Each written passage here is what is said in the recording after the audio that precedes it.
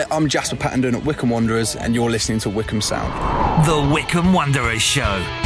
Welcome to the latest edition of the Wycombe Wanderers Show, where it's the week where the highlight of, I'm sure, your week as well, was Aston Villa coming to the fantastic arena that is Adams Park, and the home side giving a fantastic display, although despite losing ultimately, still doing themselves and the club enormous credit. A 2-1 defeat in the Carabao Cup, but a fantastic night had by all. We'll hear from manager Matt Bloomfield speaking after that game, and also midfielder Tyreek Beckinson, who was man of the match in that performance as well. We'll speak to Phil in a few moments' time, as you'd expect.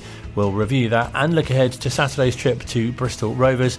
We'll get the thoughts of the chairman as well, Dan Rice, who this week has written an open letter to supporters on the club's website as well, which would be very interesting too.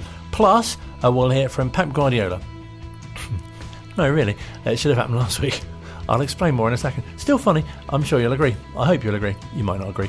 Vince Faulkner from the Wycombe Wanderers Ex-Players Association joins us as well, building up to the annual dinner, which is taking place on November the 15th, and looking ahead, and looking back, I should say, at Tuesday night as well, and the Cliff Trot presentation as well. That bit fell down. We'll be okay though. It'll be okay when it happens. Also with Wycombe Wanderers women, they had a 13-1 win in the second qualifying round of the Women's FA Cup on Sunday. They'll play Comets in the third qualifying round, and we'll catch up with their winger, Emani Kassem, chats to us as well. She was among the many goal scorers on Sunday as well. So lots to bring you in the next hour, and possibly things that we haven't mentioned either. But first, let's chat to Phil. Let's take you back to Tuesday night at Adams Park. We spoke to him yesterday morning, actually, to get his thoughts and his main reflections on that evening. Mixed emotions, Colin, really, because a fantastic night, first and foremost, at Adams Park.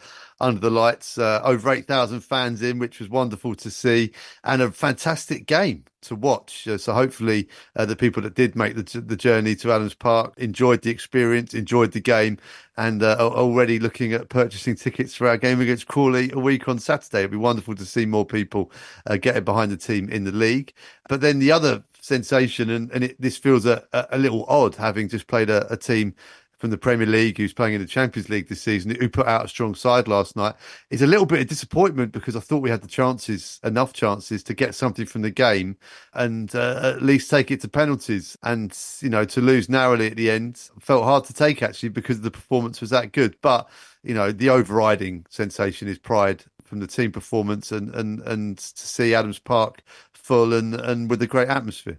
It did feel, such a credit to the team, I guess, as well, but especially that, there was such disappointment after the penalty that Villa awarded. Yeah, and, because it was a Sky game, there's several camera angles of it, all of which are fairly illuminating in terms of it didn't look like a penalty at the time. It certainly doesn't look like a penalty on the replay. But look, that's football. We had chances in the game, and I think the difference really, it was a tight game, which again, credit to Wycombe for that. The first goal, Emi Buendia's header, was an exceptional finish. It was a difficult chance, and he put it away. Wycombe had some difficult chances and didn't make them count, and there I think probably was the crux of the game. But what a wonderful moment at the end for Richard Kone. He missed a really good chance 30 seconds before, and this is what I love about him. He's just he just picks himself up and goes again straight away, and did that, had the opportunity, and put away a far more difficult chance to get himself a goal against a Premier League team. And, it just adds another chapter into the fantastic story that is Richard Kone. But yeah, so that was a nice moment for him, and an even better moment for the fans as well, who deserved something to cheer and applaud, and that came right at the end. And also the fans who then stayed behind and showed their appreciation for the team was a nice moment, and it was good to see Matt Bloomfield enjoying that too. And it was great to hear from him after the game. There was a big job on tonight for Tyreek Beckinson, with Buendia playing between the lines for Aston Villa, and I thought he was excellent. Tyreek is a boy that's evolving in his game for us, but we're really pleased to have him. So there's plenty of things that go out. I'm sure there'll be a lot more once I watch the game back when I get home tonight, in terms of what went into it. But it's just frustration, because we had some really good moments at the top of the pitch, some real good opportunities, and ultimately the goal that's decided it is obviously disappointing as well. Disappointing from what? From the fact that the penalty was given? I think so, yeah. I think that I've watched it back, and social media seems to be full of everyone's opinion. So I'm not going to go too deep into it because it's tough for the referees. Have real hard decisions to make, but we just come out of it feeling slightly aggrieved. You had chances after that. Obviously, you did score the consolation, but had one of the previous good chances you created gone in, it could have been a different story. Yeah, I think the game was always going to be controlled in the first half. We had to be controlled in our play. We had to be controlled in our shape and structure. But as the game wears on, the emotion comes into it. We're attacking the terrace, and they're full of voice in that end. And we made some substitutions to add extra pace and energy to our attack. And we had, like I say, several opportunities to get a goal. To equalise at 1-1. I think we had some really good opportunities, and who knows where it would have gone from there. And even at 2-0 down, we had some real good opportunities 10 minutes previous to the one we scored. So, listen, shoulda, woulda, coulda. On another day, maybe one of them goes in, but it doesn't.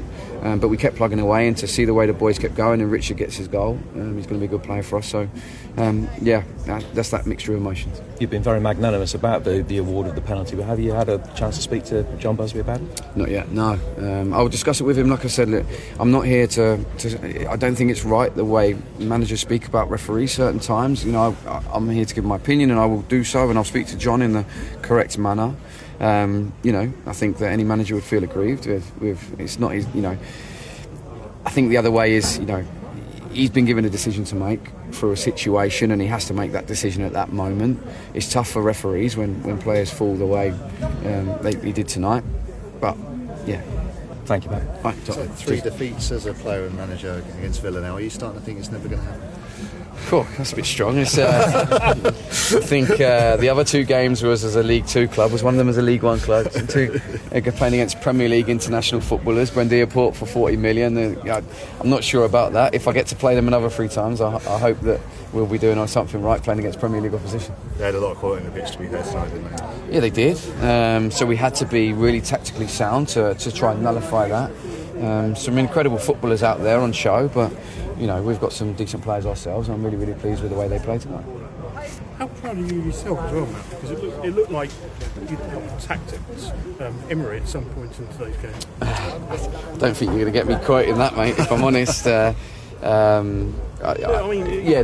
a perfect game plan for much of the game. Yeah, we work really hard. We work extremely long hours, to try and have a game plan for each individual match, and that's going to vary from game to game. Obviously, we studied Aston Villa. We kind of know they were going to be different personnel, but we assumed and thought that they would look in the same structure as what they do in the Premier League game. So we analysed those and came up with a plan of our own. And it's very kind of you to say, we were sound in our tactical plan, and the boys, it's not up to us, it's about the players who go and execute it on the pitch, and they believed in it, and they went and executed it. So out of possession especially, I thought we were very, very good, and some of our play on the ball as well was certainly very good. Matt, have you seen Unai yet? I know you were keen to see him tonight. Yeah, no, I just saw him after the game and congratulated him on the win. Full of respect to for our opposition tonight, elite level opposition with incredible manager. And if I get to have 5 minutes, it'll be great. But all managers are busy people. I'm sure he's got plenty to be doing. Yeah, was he respectful of your team's performance tonight? I think so. Yeah, we haven't had too long to chat, but I'm sure that Aston Villa know they've been in a good game tonight. We played the game the right way, as I see fit. We weren't looking to spoil, and we were looking to play, and tactically we had to be sound. And when we're on the ball, we try to play in the right way. So I think we've conducted ourselves in the way I wanted us to tonight. So for that, I'm extremely proud. Yeah, cheers. Okay. I'm guessing, despite the defeat, I'm guessing you're very proud of the effort that the lads put in today. Yeah, absolutely. The effort and application is never in doubt with this group. We've got some real special individuals in that change room who are clubbing together and really working to try and achieve what they want to go and do this season. So, yeah, I have to be proud of what they've put into the match, and I'm disappointed for the boys. I'm disappointed for the supporters that we didn't go even further in the match, because I really believed it could happen tonight. Will this game really help the players going forward to take it into the next games and what they'll have learned from tonight? I think that, once we get time to analyse it and watch it back and really kind of present back to the players how the game went and what things we can take from the game and what we need to try and improve on, then, yeah, absolutely. I think the belief is growing in the change room. I feel like the way we've played throughout the start of the season is starting to move forward with a little bit of momentum, and we have to use this as another step forward despite the result. I really believe we could win, but but we have to take the positives from it and move on to Saturday, because the game will come around very quickly. Great to hear from the manager, as you say, and you can tell the sort of disappointment with the penalty, but such pride as well. And I think speaking to fans afterwards, so many observe that the organisation of the team, the hard work of the team, and with Tyreek Beckinston getting the man of the match as well, put in a great performance too. Yeah, we've been talking about the squad a lot in these conversations, haven't we? And I think last night was an underlining of that point, because Matt Butcher and Tyreek Beckinston haven't had a huge amount of game time in the league games. The cup game last night, Wycombe made 8 changes themselves coming into this game against Aston Villa, and it doesn't weaken the team, and it provides opportunities for players to catch the manager's eye and give him headaches going into Saturday. And Tyreek and Matt Butcher certainly did that last night. Alex Hartridge at left back as well was excellent, and kept Leon Bailey quiet for large parts of that game, which was good for him too. And yeah, I think the squad game that Wycombe have got now is really good, and it needs managing, and it needs players getting minutes as and when. And as I said earlier on, it's just a disappointment that we didn't get to penalties, because I'd have backed us to winning penalties, and then we could be talking about a 4th round tie and another opportunity for players to get minutes as well. So back to league action though this weekend, and a trip to Bristol Rovers, but we can hopefully keep riding this wave of momentum, which I include last night in as well, even though the result went against us. I think the performance was strong, both tactically and the way the players delivered it on the pitch. So we look to continue the fine league form, last night's performance, into Saturday at Bristol Rovers. It does feel like, doesn't it, something really exciting that's being built, and as you say, last night really showed that, and you really feel it's coming to fruition with the league performances as well. Yeah, I think so. And the substitutions as well showed that. Cameron Humphreys, Gareth McCleary, players that are getting into really, really good form too. So yeah, I think things look good. It's a double game week as well. We've got a Tuesday night game away at Barnsley, so 2 back-to-back away games. Yes, lots of travel, and there'll be tough tests as well. Barnsley are at the top end of the table already. They did get beat 7-0 by Manchester United, which again I think puts last night into perspective a bit. So yeah, I think these are tough games coming up, and I don't want to sound too much like the manager here, because every game in League One is going to be tough. We saw that with Cambridge in parts last Saturday. And they're bottom of the league. So look, this is going to be a tough weekend in terms of fixtures, but we can go into it full of hope and optimism, the 2 dangerous words for football fans, that we can get results. Because obviously you played Cambridge last week, you haven't won at all. We've got Bristol Rovers who haven't won, they've lost their last 3, haven't they? And then obviously Burton and Crawley, as you mentioned, on the horizon as well, are both in similar form as well. Yes, yeah. It's tough to look at the form table at this stage of the season. If we look at Huddersfield this weekend, now they've just had 2 games themselves. They had a league game last night and a league game on Saturday at home to Northampton. They lost both, and they were in really good form, having beaten Bolton 4-0 the week previously. So we're approaching the magic 10 game mark, and we'll be getting there in a few weeks. But at this stage of the season, it's really, really hard to predict any form of patterns or sequences. You tend to think away games are going to be harder, and that's all you can grab onto, really. But yeah, we've seen teams start well, Huddersfield, and then maybe it gives opportunities for analysts to look at them and unpick how they play, and they have a bit of a wobble and come back again stronger. You've got the new manager bounces that are taking place now around the leagues, and Steve Bruce at Blackpool, 3 games in, 3 wins, which was excellent return for him. So they could be one to watch. So maybe we got them at a good time. We'll see. But yeah, I think Wycombe will go with full confidence into Bristol Rovers. It's a place we've had good results in recent years as well. And I'm looking forward to seeing what they've built since last time we were there, because they were sort of just putting the framework up of the new away end last season. They may have even got planning permission for it now and finished it. I'm looking forward to finding out. Welcome to the new construction element of the show. I'll be wearing my hard hat and stuff. Health and safety, of course. And also, I always wear a hard hat when I go to Bristol Rovers. Perhaps for different reasons. But also, you mentioned that the 8 changes from last night. Are we likely to see perhaps another different starting lineup on Saturday? Yeah, I mean, when we heard Matt Bloomfield talking earlier, he talked about players being in their red zone for running at full pelt and stuff like that. And these are the stats and data that are available to managers now, which will contribute to their decisions. So it's not just on who's in form, who's playing well, etc. There'll be, the loading and making sure that they're sort of preventing injuries as well, to make sure these players are available for as many minutes as they can be. With 5 subs now in the EFL as well. I think managers have got their head around that now in the last sort of 2 years, and we're seeing subs being made earlier and early numerous substitutions as well. We saw it last night at Wycombe Wanderers. They brought on a new front three all at the same time. So yeah, I think we're seeing that really playing into things as well now. So yeah, I think there'll be changes on Saturday. Aaron Morley was cup tied last night, as was Caleb Taylor. So we'll see what happens. But Declan Skura was excellent last night against the Premier League team.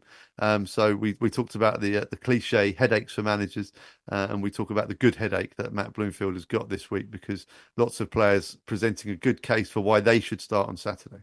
Will you be in the red zone yourself at the Memorial Stadium?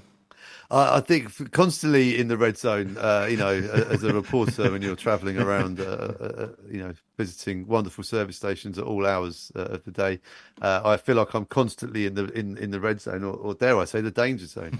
Was that Kenny Loggins, wasn't it? Great stuff. Yes, absolutely. Yeah, you could be blaring that out whilst travelling to the grounds. Yeah, my theme tune, perhaps. Yeah, excellent. Something to chat through with your sponsor. Yes, great to see my sponsor last night, Bev Eames, who came up to the gantry for the first time to check out the view that we have. And as is the rule with the gantry, those who enter the gantry must present us with an array of sweet treats and snacks. And she did disappoint there. So thanks, Bev. Top marks to her. Thank you so much. Enjoy the game on Saturday. Cheers, Colin. Always a pleasure, and I really appreciate having Phil's contribution to the show. It's rare that we can cover such broad, not just football. Construction was mentioned. Kenny Loggins got a mention as well. Might have to pay copyright for that. A pleasure to be at Adams Park on Tuesday as well, and be one of the 8,158 who were in attendance. If that was you as well, I'm sure you were enjoying what was on offer in front of you, and very proud of the home team as well for their effort and our hard work as well. It was fantastic, as I say, to be there. I don't get to go to as many games as I'd like, mainly due to sort of work and radio commitments here too on a Tuesday, and obviously a Saturday as well. So very much relying on Phil's contribution, who spoke to midfielder Tyreek Backinson, who was man of the match on Tuesday night as well. And as you can imagine, he was quite pleased with his own contribution as well. I think obviously it was a team for them filled with quality. Obviously we've seen those players playing in Premier League, Champions League. So yeah, I'm proud of the boys today, but at the same time, I think it's credit to us. I think I was still a little bit disappointed toward the end, because I think we had some good chances, but yeah, just come up short towards the end. And a great performance from yourself in the middle there too. Yeah, obviously we've got a strong competition for places, and everyone's doing well. So yeah, just obviously got to go out there when you can, when you get the opportunity, and do as best as you can. So I'm glad that that's the verdict today. What's it like there? You said it, Premier League players, Emani Buendia, etc. What's it like going toe to toe with players like that out there?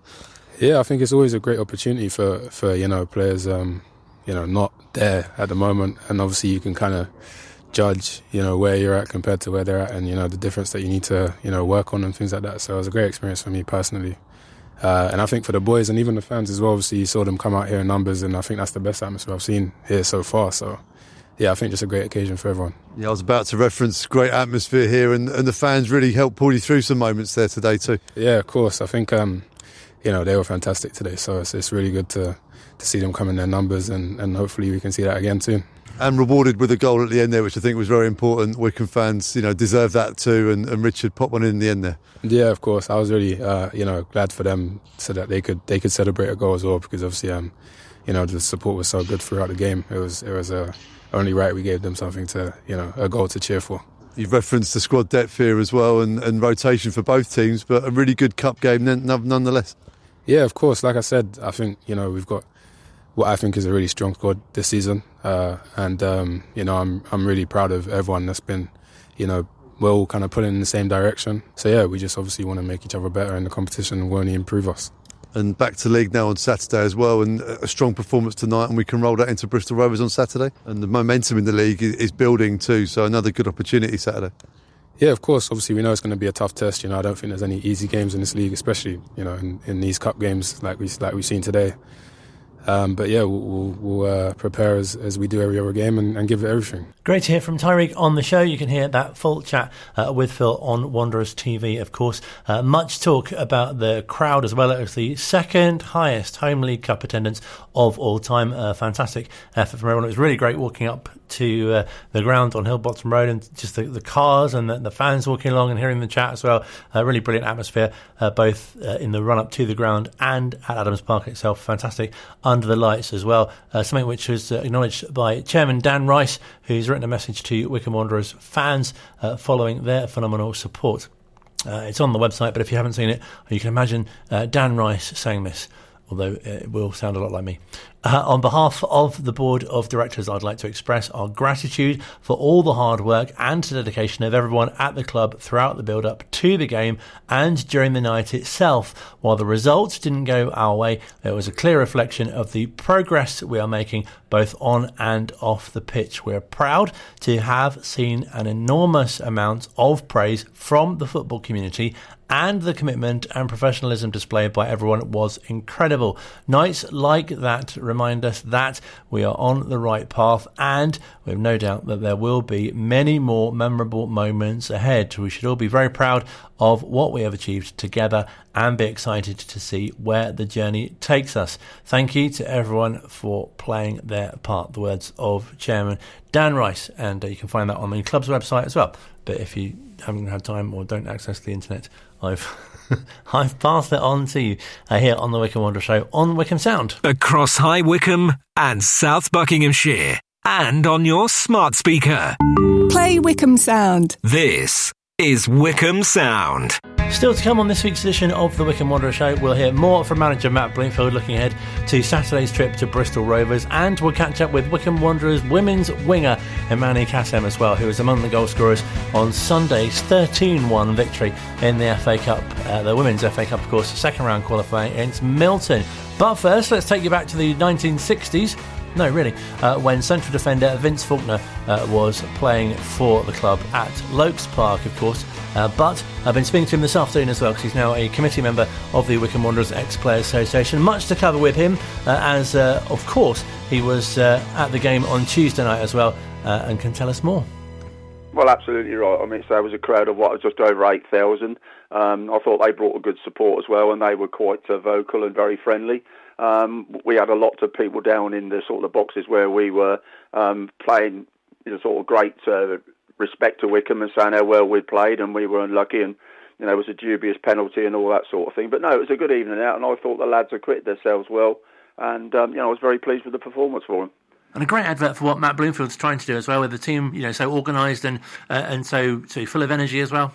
Well, that's right, yeah, and I was pleased for the younger lads like Mr. Pattenden and Declan Scorer. I thought they completed very well and did well at the back. So with Jasper as well, I thought they did very well.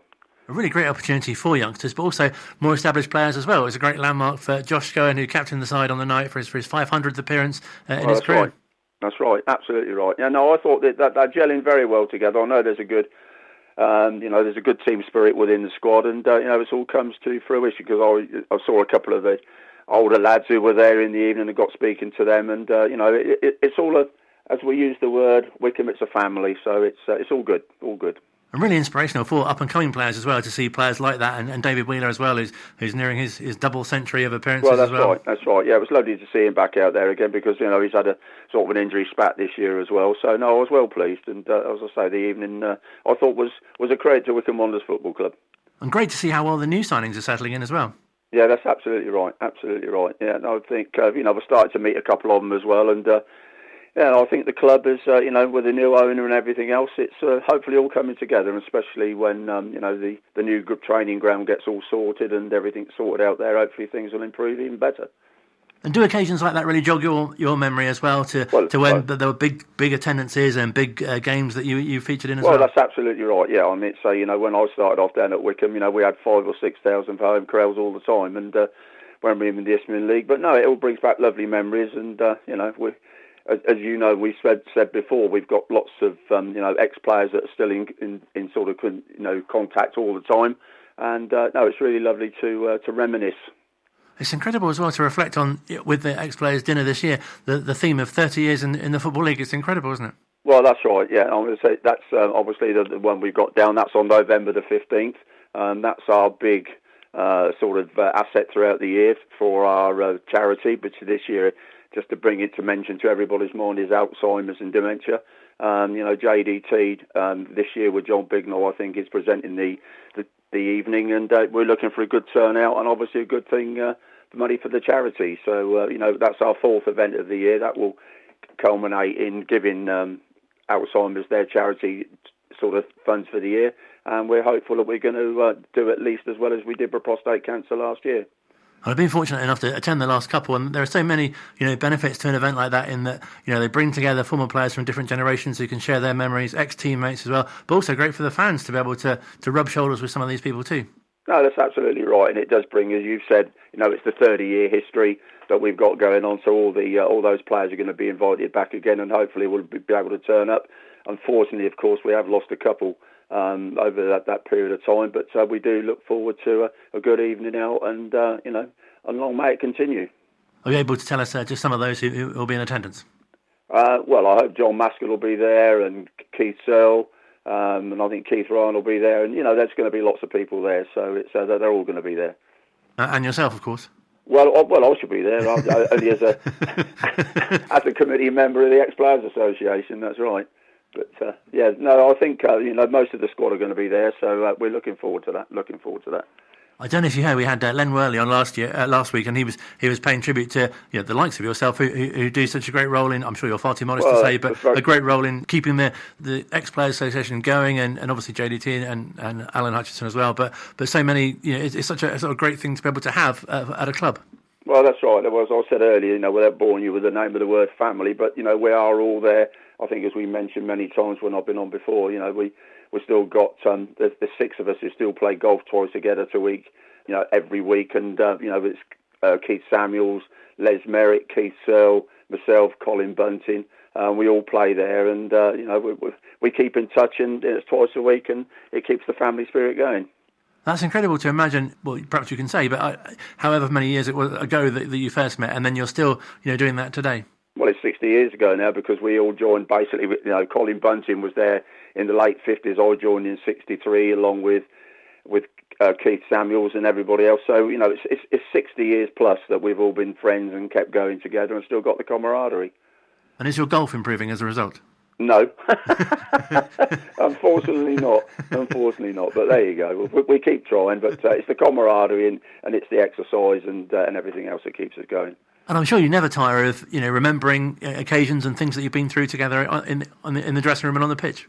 Well, you don't know. We still take the mickey out of another as we're going around the golf course, and we can't see if we'll find a ball or whatever. And John Maskell doesn't play golf with us, but we always remind John about when he was picking the ball out of the net. So there's a lot of camaraderie. And we talked about Josh and David with their career attendances, appearances, but it must be fantastic for you all to kind of reflect on how many appearances you made for the club and what great times you had. Well, we were talking about John Maskell earlier, weren't we? We were at the Elsa dinner the other evening. We had a table down there to support the Elsa club. It was a very, very good evening, well supported and well put together by Alan Hodgson and Sue McLeod, which we were pleased to go down. And of course, John did his Q&A session down there with Phil Catchpole, which I think went down very well in the evening. Actually, it was very good, and John did very well. Reminisce with all of his history and all his time in football and all of his games at Wycombe, and plus when he was involved with Oxford City as well. So it was all good. And something which really stood out from the last dinner as well, players or ex-players literally come from all around the world to attend. Well, that's right. Absolutely right. And as I say, they make the effort to come down. And as you mentioned with Jeff Anthony, I think not available today, but he was going to come over, and unfortunately we had to change the date, which unfortunately means he won't be there. But people do come from all over, so it's nice to see.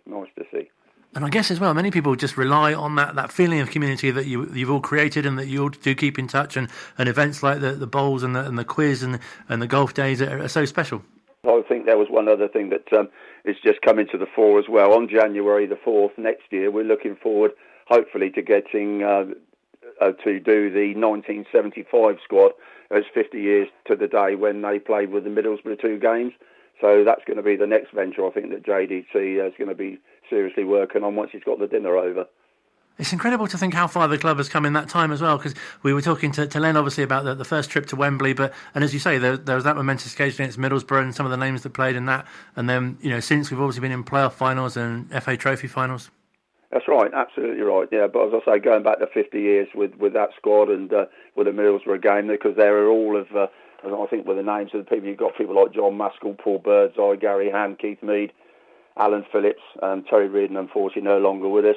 But you've got Steve Perrin and Howard Kennedy again not with us, Keith Searle, Mickey Holyfield not with us, unfortunately, and of course the great Tony Horseman and Dylan as well. So we've got all those players to hopefully contact, get in touch with, and hopefully reminisce on the day. Because obviously, as you say, we've spoken before about things that really sort of stand out in your memory, but it's fantastic how football does that, isn't it? Even as a fan or as a player, there are certain occasions that you really treasure. Yeah, well, that's right. Well, it takes it even onto the stage, doesn't it, with the Cliff Trott situation. I think, as you're aware, Cliff Trott, unfortunately, no longer with us, but his family donated his 1957 Wembley final shirt and medal to the Ex-Players Association, which was unveiled at the Cambridge game on Saturday. We were in Monty's Bar, which, as you know, has been set up basically by the Ex-Players Association with all the memorabilia. And I'm pleased to say that was added to it on last Saturday. So that was another lovely afternoon out as well. As you say, just seeing that shirt, it just sort of takes people back to if they might have been to the game or just get the real sense of history of the club. Well, that's right. Well, I was there as a supporter in 1957. I was a 10-year-old then. So, it was really lovely to meet his family and to see the shirt and the medal unveiled. It was lovely. And it must have meant a lot to them as well. Well, absolutely right. That's why, as I say, after all this time, they donated the shirt and the medal to the club. They contacted JDT, and we were only too pleased to accept it, to get it all framed up nicely and to hang in Monty's Bar. And really nice for younger fans as well to be able to sort of learn about Cliff and what his contribution was to the team, and also the team of that era as well. I mean, there are a lot of youngsters down there, especially as I think that Keith Samuels and myself. We do work in close liaisonship with the foundation, where we do spectator tours and school tours during the summer. And we're lovely to get the kids down there and take them on a tour around the ground and show them everywhere behind the scenes, which they really appreciate. It's easy to forget, isn't it? But as you say, as someone as a player yourself, but also was a fan previously too, and obviously still is today. We get people who come up to us and still see. I mean, so we had a situation this last week where we did a ground tour on Wednesday of last week. Sorry, it was Saturday of last week, and there was a couple. Well, there was a family over from America, and they brought a shirt in the shop afterwards, and then they asked Keith and I to sign it, which was brought back lots and lots of memories. But unfortunately, not current players, but there we are. And it must be so nice for you as well, I guess, to follow players who now play in your position, or speak to youngsters who are looking to do something similar. Yeah, I'm involved, as you know, with doing players tours around the ground prior to the matches, and it's lovely to meet the people who played in those positions and introduce them to people who are in there who are supporting the club as well. It does feel, doesn't it, a really exciting time for the club moving forward, as you say, with Matt now sort of bringing in his players and the team playing the way he wants them to as well. But I'm sure we've asked you before, but what would you say is so special about the club that sort of keeps people for such a long time? Well, it's just, as I say, it's the family spirit, it's the camaraderie within the players and the relationship between the players and the spectators. And that's the fundamental thing, I think. It's you can't say any more than that. And I'm sure it happens with other clubs as well, but there seems to have been something, each kind of decade or each sort of era of the team where, something really special has happened. Yeah, I mean, so we had our days going back. As I said, I wasn't there when the Middlesbrough situation, I just left when that came to be, but everything goes on, and then the 30 years of being fully pro that we started the conversation about. No, it's everything. The club has moved on, and long may it continue. It must be so nice as well for you to have fans come up to you and say, "Oh, I saw you play," or really enjoy. Because I think at the time you perhaps don't really appreciate how much kind of joy you're bringing to people on a Saturday or a midweek. No, that's right. I mean, so there are people. I mean, so of our era now, there are unfortunately people are still not with us, but the younger crowds don't know who we were. But obviously, we try and get involved and through the Ex-Players Association, so that they do know that we did have some input all those 60 years ago. And I think what's really nice as well is that you and some of those other names that you mentioned can sort of give something back as well to the club also. Well, that's absolutely right. That's why, as I say, people like myself, Keith Samuels, we go around, we do the tours for the club, we do the tours for the foundation. And, we're on the ex-players committee, and, we just try and put back, which I think you said at the end of the day, we put back something that the club gave to us all those years ago, and we're thankful for. And we're talking about being in the Football League for 30 years, but I guess, when you were playing, that's not something that you couldn't have imagined that the club would be that well established. Well, in actual fact, if you analyse that, we could have been in the league years before, because in our day, when there were the 4 leagues, there was Division 1, 2, 3 and 4, and whoever finished bottom of that league just automatically got re-promoted. They didn't actually have to reapply, they just got put back in the league, whereas they wouldn't allow people like from the Isthmian League or those to apply, and if we did apply, it was just rejected. So we could have been in the league years before, but as I say, we carried on and we won the Isthmian League Championships on a number of occasions, and that led to obviously things where we are today. No, absolutely. It's great to share your memories, and just let us know how we can find out more about the dinner, especially, or any of the other ex-player activities. Yeah, okay. Well, as I say, John Taylor sent out various letters and everything else, but people can contact any of the ex-players committee, and I think most people know who we are, and just contact us, let us know, and we'll only be too pleased to accommodate you on the night. I think most people do know who you are. Well, yeah, that's good, bad, and different. I'm not sure. Brilliant to speak to you, and all the best with the fundraising as well. Colin, it's lovely. Well, thank you very much for that, and it's been lovely to talk to you again. Brilliant speaking to Vince Faulkner, who you can see at most matches or on golf courses as well in the area. We had Len Worley on last week, of course, who brought us the word rumbustious, fantastic, and Vince gave us liaisonship. Liaisonship, yeah, I liked it. This is continuing a pattern that we sort of dropped a bit last week, so I thought I'd bring it back. So in reverse order, Len Worley, who we had on last week, mentioned Vince Faulkner, so we had him on the following week. This week, this is trickier backwards, I've just realised. Let's start from the beginning. We had a chat with Phil a few weeks ago. He mentioned John Gorman's anecdote about the refereeing decision in the second half of the Villa game in 2005 in the League Cup. The following week we had John Gorman on. John Gorman mentioned Keith Ryan, how fantastic it was to have Keith Ryan as part of his backroom team, one of his assistants. So the following week we had Keith Ryan on. Can you tell me this is going? Keith Ryan mentioned Pep Guardiola, just in passing. So I thought, we should have Pep Guardiola on, which should have been last week. But here he is this week instead. When a team don't play with the best midfielder of the world for a long, long time, of course it was a big blow for us, but it's football, it's happened. See, still funny. And this week, last week, I say, Len Worley mentioned Vince Faulkner, who we've had on this week. Told you it'd be worth it. And next week, not sure. We'll have to see. Scott McLeish is on next week, by the way, continuing our fantastic theme thanks to the Wycombe Wanderers Ex-Players Association. He hasn't been mentioned yet, has he? Well, I've just mentioned him. 30 years in the Football League. Across High Wycombe and South Buckinghamshire. And on your smart speaker. Play Wycombe Sound. This is Wycombe Sound. Final part of this week's Wycombe Wanderers Show still to come. We'll hear from men's manager Matt Bloomfield looking ahead to the trip to Bristol Rovers and getting some final reflections from Tuesday night as well. Let's turn our attention now though to Wycombe Wanderers women, who've had a fantastic cup game themselves on Sunday, winning by 13 goals to 1 against Milton in the second qualifying round of the Women's FA Cup. They've since been drawn against Comets, you might have heard, and preparing for this Sunday's game against Sholing. I've been very pleased to be catching up once again with winger and scorer from Sunday, Emani Kassem, who put in a pretty fantastic display all round. Yeah, thank you. I mean, obviously we all went in to win the game because we wanted to get into the next round, and we did that. And I think collectively we all played our part and we all played well.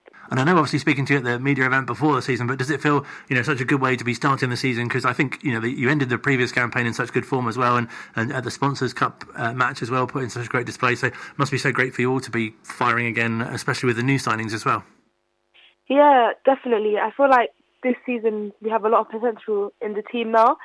And even before we had the media day, we didn't have a lot of the signings that we have now, but we have a few additions, and I think they bring a lot of quality to the team. So I'm looking forward to seeing how it goes. And is that something you've noticed as well, just even since in your time of being at the club, how things are really developing? Oh yeah, definitely. I feel like since I've been there, I've been able to see all the changes Carl's making, and I can see a lot of the progression happening so quickly, and it's just exciting to see.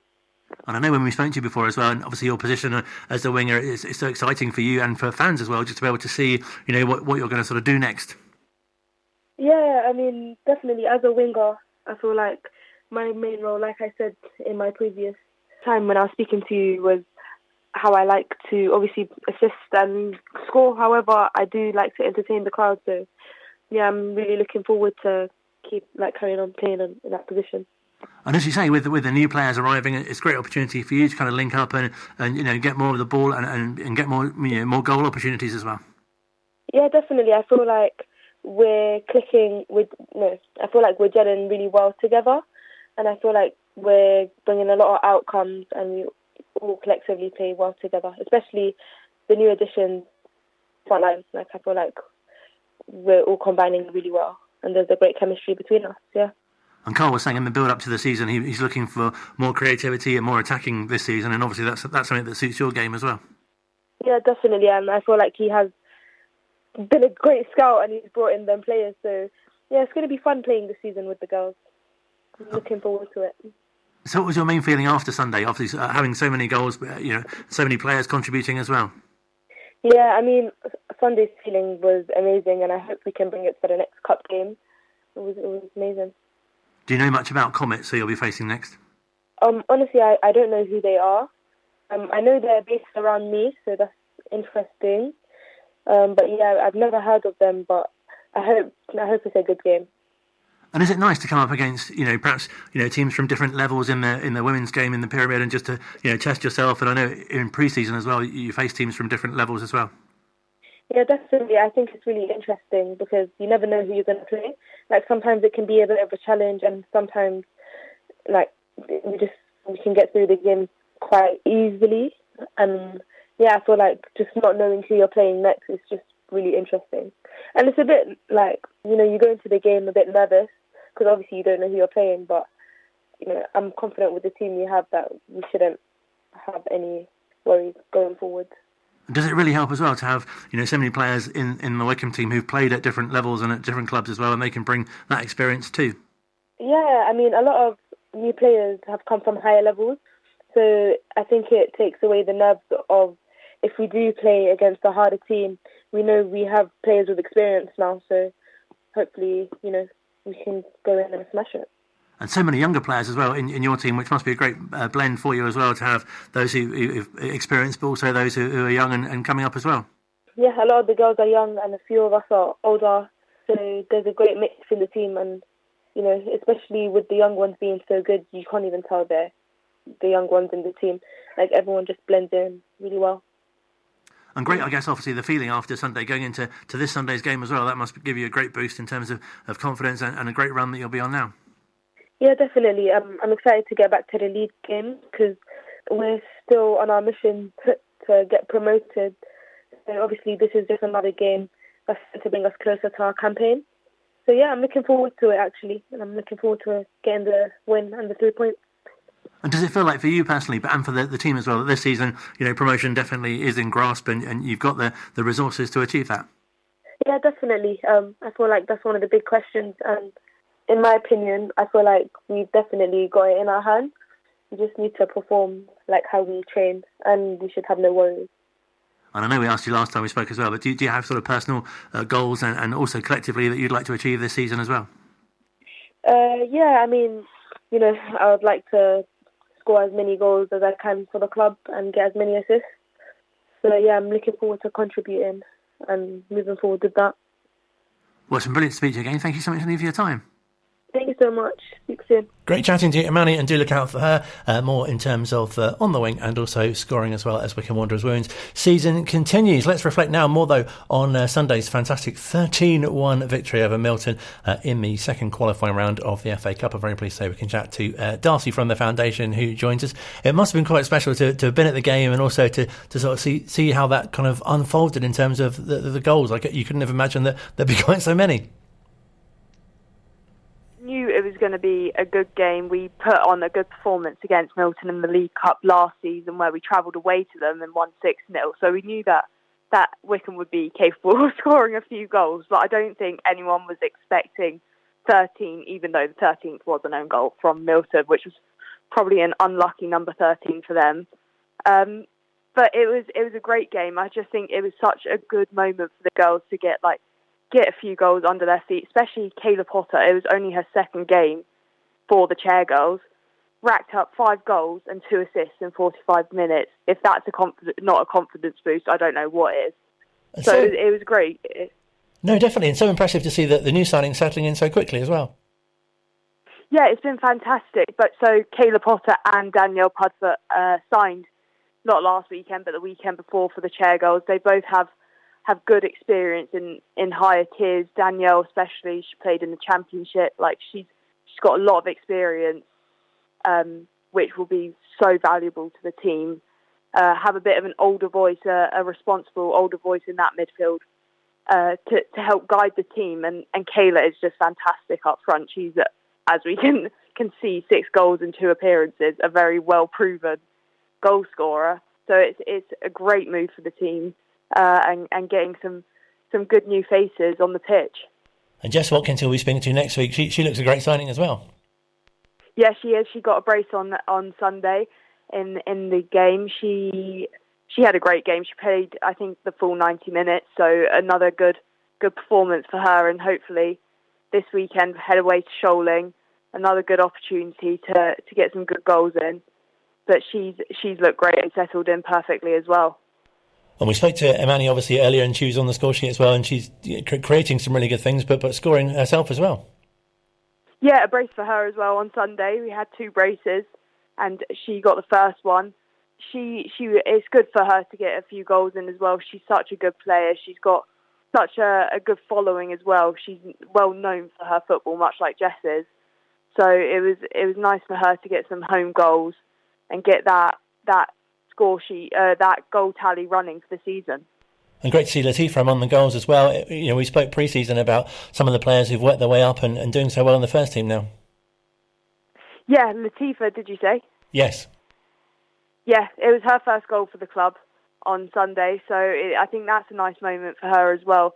It's nice, I think, for these girls, they're not local to Wycombe, a lot of them. They're having to make these long journeys to training twice a week, to the games. It's a huge commitment for them. So to be able to get on score sheets and have those confidence boosts in games and manage to get performances, get wins. They're on an unbeaten run of 3 at the moment, looking to make it 4 this weekend. It's been a great start to the season. After that shaky start against Portchester where they lost 3-0 at home, to bounce back from that immediately the week after and just keep coming out with these results, I think it's been incredible for them. And a scoreline of that, a brilliant advert for the team as well. We talked about how the men's team did themselves credit on Tuesday night against higher opposition, and fantastic for the women's team to get an eye-catching scoreline for that, and many more fans hopefully as well. Yeah, I hope so. I think they're showing against Milton in the FA Cup. We had a good 120 people at Burnham, and they got to see a good show. So it's just nice to bring these fans in from the men's side and show them that the women's team plays incredible football and they do get the results and they do put on a great show. It's different to the men's game, but it's so unique and so entertaining to come and watch. So hopefully this next FA Cup get around against Comets. We're playing Comets at home. We've got the draw now. They're a Tier 7 team, and that we'll be playing them at Burnham. So again, another good show where we could probably get a good few goals in. Would be another great one for fans to come and watch and see what the women's team are all about. Absolutely, and also the under-18s and the under-23s, the development team as well, doing so well, and great that they're getting good support too. Yeah, they are. They get good support weekly when they alternate who plays at Burnham. The under-18s don't have a game this week, unfortunately, but the under-23s, they're doing so well. They're getting some good goals against tough opponents. So it's been a great start to the season for everyone. And the weather, unfortunately, meaning that training's cancelled tonight, but hopefully they'll get the games on over the weekend. And also something else, just briefly, that came out of Tuesday night that was really nice is for Gemma Dunn, who isn't playing currently due to injury, but great for her to get that community award. Yeah, it is. Gemma does so much for the community, for the girls, for the foundation. Since being injured, she has been coaching the under-18s and the under-23s. So even though she's not playing for the first team, she's not getting involved. She's still using her skills, her community outreach to help better the club. And I just think it's such a good demonstration of what the Chairgirls are about, what Wycombe are about. It's a community, it's a family, and you don't just leave when you're injured. You're still welcomed no matter what. It's been great to have you on the show. Thank you so much, Annie, for your time. Thank you. Nice evening. You too. Real pleasure chatting to Darcie from Wycombe Wanderers Foundation. Let's now hear from Matt Bloomfield again, who's been speaking to Phil. It's been lovely. The night reflected well on us. I have a big tinge of disappointment that we didn't take it to penalties at least, and I think we had enough chances and opportunities to win the game. But the way the boys played tactically, I thought they were very, very good. So we took the game, we played it in the manner that we wanted to. We retained our identity from the league game, so there's plenty of positives to take, but it's always tinged with that disappointment when you don't win. And you spoke to Unai Emery afterwards as well, and this is a manager that's won 9 major trophies at the top level as well. Great opportunity for you to connect with other coaches. Yeah, they obviously had some really top players on the pitch and showed their quality in moments. They looked to go and dominate the ball during the game, and obviously, he's won enough trophies as a manager, and tactically, I thought they were very good. But we gave a very good account of ourselves, and we have to be proud of that. And it's all eyes on Bristol Rovers now, back in League One, and some really good momentum for Wycombe in the league going into this. Yeah, I think, we knew we had another really big week coming up for us off the back of the Cup game. I think that what we did really well pre-Aston Villa was to keep our focus on the league, which was so important for us. We wanted to go into that game off the back of some good results, and we did that.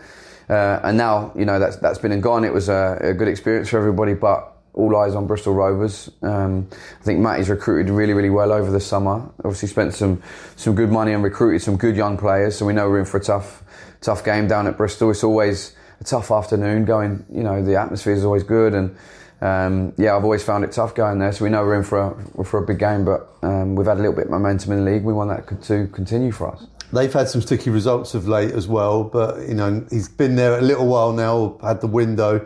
You'll know what that feels like when you're in a run, and how desperate you will to be breaking, and that's what you're up against, I guess. Yeah, absolutely. Listen, mate, they've got some very, very good players, led by a manager who knows the level very, very well. Managed in League 2, League 1 and the Championship, at a really good football club. So make no mistake, this is a very, very tough game for us, and we have to be right at it.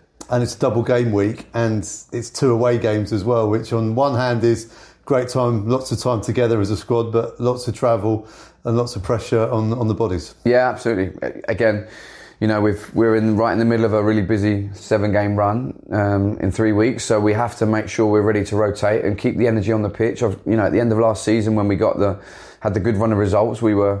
I think you've got to be really careful not to overdo it, but we have to keep the energy on the pitch because of the way we want to play and the identity we're carrying. So we have to keep that energy, especially at the top end of the pitch when we want to press and keep the threat at the top of the pitch. So it's going to be a couple of changes. We need to make sure that we're ready to go. Absolutely. We saw Fred for the first time in this spell at Wycombe Wanderers again on Tuesday night, which was the fans were loving. Luke Lee, he back from injury as well, so more depth in the squad. Yeah, some more depth. We have to be careful with Bez because obviously he's just come back from an injury himself. We have to be careful with Fred because obviously he didn't have a club up for a long period of time over the summer. Lukey's back on the grass, and we were able to get him back on the pitch on Tuesday night, which is brilliant. Lukey's a massive player for us, a huge character for us, so that's great having him back around it as well. So the boys are starting to come back. We're looking quite strong in terms of numbers, which is brilliant.